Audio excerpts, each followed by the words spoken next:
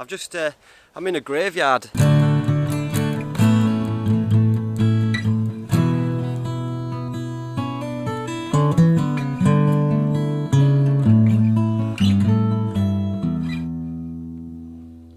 Right, let's get the coat off. Let's take this serious, mate. We're in lockdown, so camping and all that's out of the question. So what I thought I'd do, and it's something that I've been thinking about for a while, and it's something that I like to discuss with anyone who will listen to me, is your top 5 items, top 5 survival, bushcraft, camping items that you would take with you in an emergency, or things that are just going to last. You know, like that show Alone, or whatever it's called. Alone, is it? Alone, like that, where you take stuff. Pack of condoms, some Pringles, whatever. So this is mine. I've come up with my top 5, and it's been changing. This, I've been thinking about it for a few days, and it's sort of changed a little bit. And this is my final 5. Last answer, Chris Tarrant. I've had a good day. I'm off. See you later. Cheers. 5, right. And without further ado, I've got them all in my bag. Let's get into it. And this is in no particular order. I've gone for things that, you know, that have multiple uses, that are essential to me. Anyway, should have got all this out beforehand, shouldn't I? But there you go. Never mind. I hope you're all doing well anyway. Right, let's get into it then. So, well, this is wrong. I hate this. Sorry. Eesh. Look at this, mate. I'm in this cool old graveyard that it's just totally abandoned. No one comes here. Middle of the countryside. Maybe I'll do a wild camp here. That might be a bit, yeah. Wild camp in a graveyard. Give us a thumbs up if you want to see me wild camp in this graveyard. Cack it. Sidetracked. Right, first thing on the list is a pot. My Zebra billy can. The reason being is that you're going to need something to carry your water in, to boil your water. You can cook food in it. If I'm at the coast and I'm walking around, I can chuck shellfish and seaweed and bits and pieces in there. And it's essential because I haven't got a water purifier in my top 5, so I would have to make one with charcoal and grass, sand, whatever it may be. I can make a water purifier, but then I'll have to boil it, and this will be perfect for that. And I can drink out of it, eat out of it, and it's not using the word bomb-proof because I'm sure a Scud missile could take that out, but it's a sturdy bit of kit, and that is coming with me. That is coming with me. I'm just kneeling down here. Just kneeling down in a graveyard. Also, I'm trying not to walk on the gravestones and paying my respects and being respectful of the memories of the people that of absent friends, gone but not forgotten. Well, maybe forgotten actually. You've only got a few generations and then you're gone, aren't you?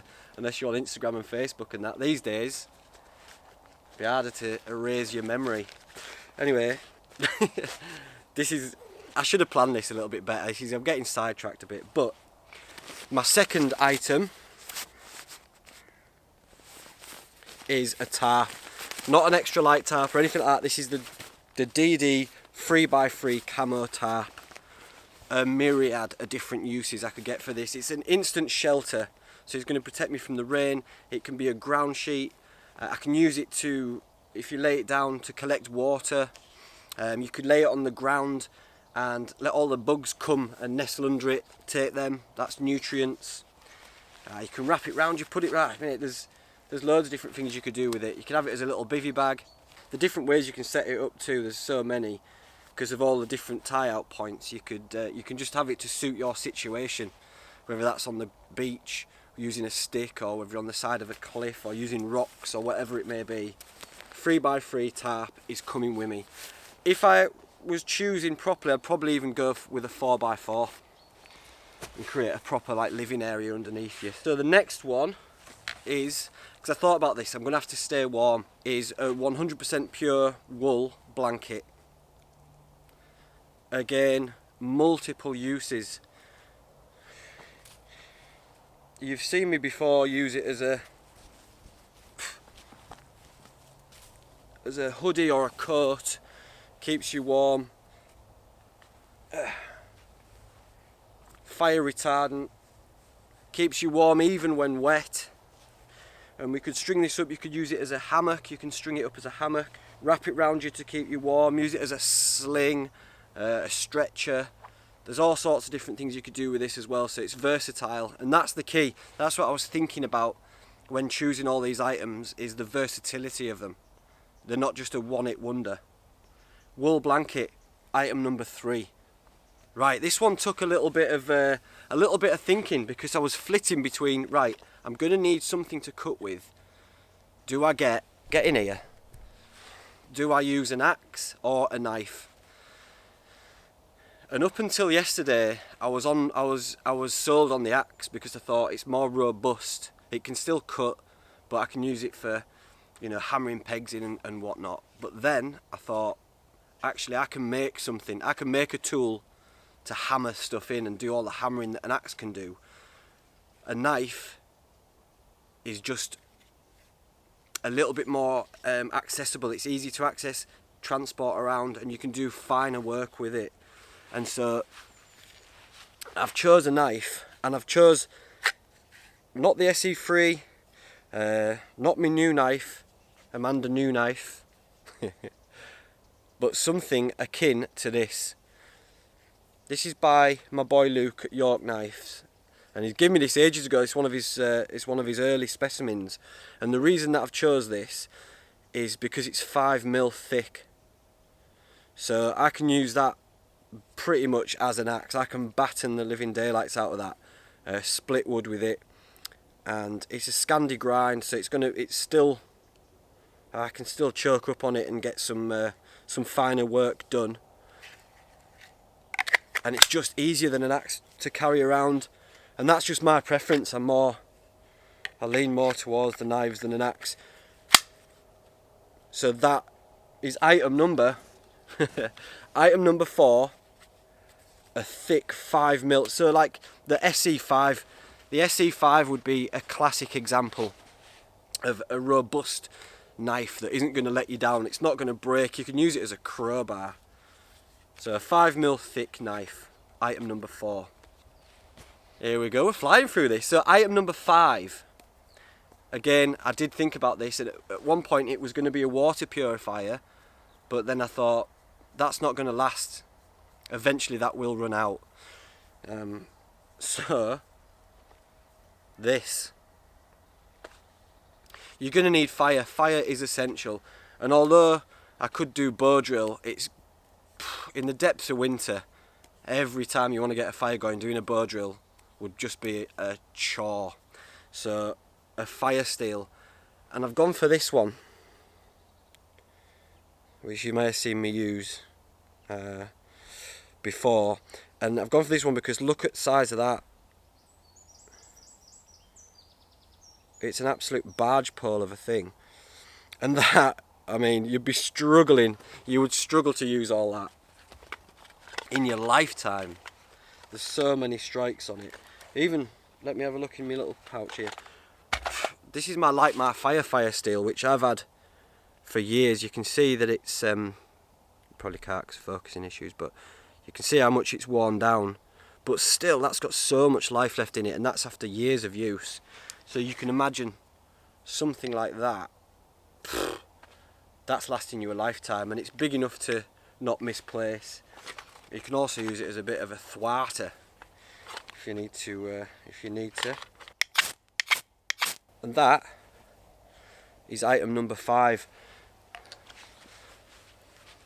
And I've thought about this. I have spent a lot of time thinking like what 5 items, and there's been things that have come and gone from that, but I think that's my top 5 when we get out of winter and out of lockdown. I might just I'll do a camp just with them 5 items and put it to the test.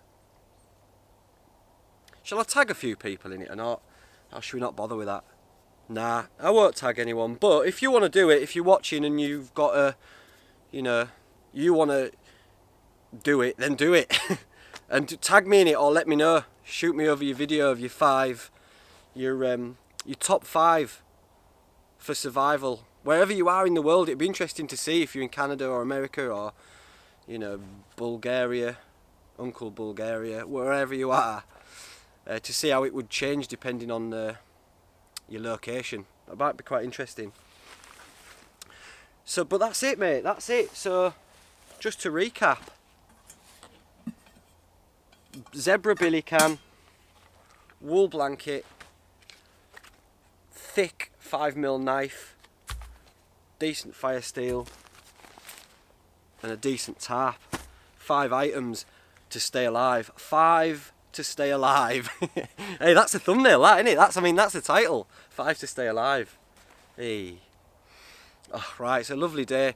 I did just pop out to go through these 5 items with you, but it's such a lovely day. I've been sidetracked looking for mushrooms in these fields, but the first frosts have started to come now, so some of the big players are getting wiped out. Anyway, don't talk about that. Don't need to know. Right, that's it. If you want to do your top 5 survival bushcrafty items, tag me in it or just let me know about it, then that'd be cool to see. And lockdown is over next week and I'm off out. As soon as it's over, we've managed to get Joey D out for one more camp before he comes a daddy part 2. So stay tuned for that. And look after yourselves. I hope you're all still taking care of yourselves and fighting the good fight in these troubled times. Much love. Au revoir.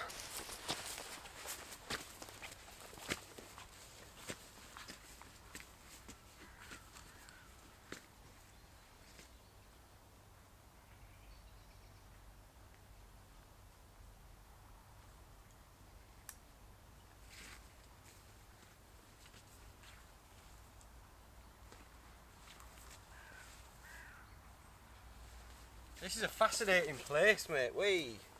Respect. Thumbs up if you want to see. Shall I camp here? Give us a thumbs up if you want to see me camping in here, in abandoned graveyard.